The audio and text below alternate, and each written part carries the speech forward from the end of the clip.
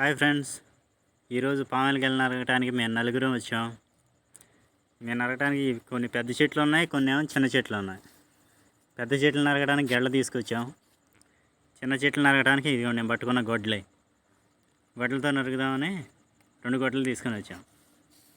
చూసారా చెట్లు, చూసారా ఎలా ఉన్నాయో? ఎంత పెద్ద చెట్లు. అప్పుడప్పుడు ఈ చెట్లలో పాములు ఉంటాయి. ఇది చిన్న చెట్టు నరుగుతున్నా, చూసారా? గొడ్లతో నరకటం చాలా ప్రమాదం. చూడండి అప్పుడప్పుడు ఎలా ఉంటుందో చూడండి ఎలా వచ్చిందో.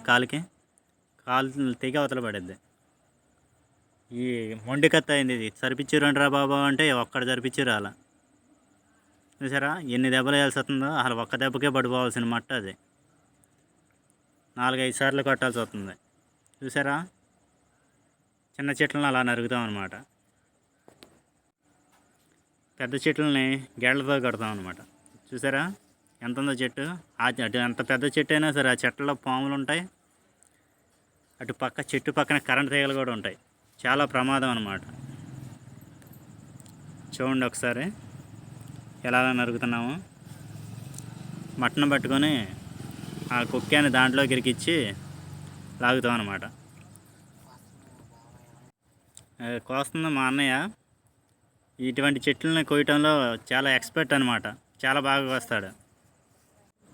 చూస్తుంటే చాలా తేలిక కోసేస్తున్నాం అనిపిస్తుంది. కానీ ఈ పెద్ద చెట్లు కోయడం చాలా ప్రమాదం. ఒక్కోసారి మట్టలో గెల్లో వచ్చి కూడా మీద పడతాయి.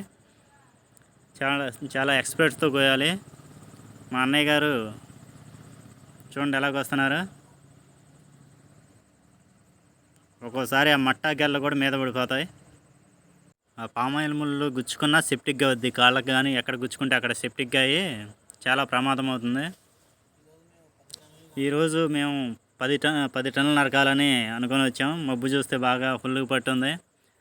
1 గంటలో 10 టన్నులు కోసేసి వెళ్ళిపోవాలి ఇంటికి. కానీ మబ్బు చూస్తే ఉరికొస్తుంది. భోజనం చేసే టైం కల్లా నరికేసి లోడ్ కట్టేసి వెళ్ళిపోవాలి. చూద్దాం ఏమవుతుందో. ఈ పెద్ద చెట్లు మొత్తం నరికితే కానీ చిన్న చెట్లలోకి వెళ్ళాం. చిన్న చెట్లలోకి వెళ్తే స్టార్ట్ చేసాం. చూడండి ఫ్రెండ్స్, చూసారా ఎలా నరుగుతున్నాము? చూసారా? చూడటానికి తేలిగ్గానే ఉంటుంది కానీ కష్టపడాలి. చూసారా? సబ్స్క్రైబ్ టు మై ఛానల్ రైతు ముచ్చట.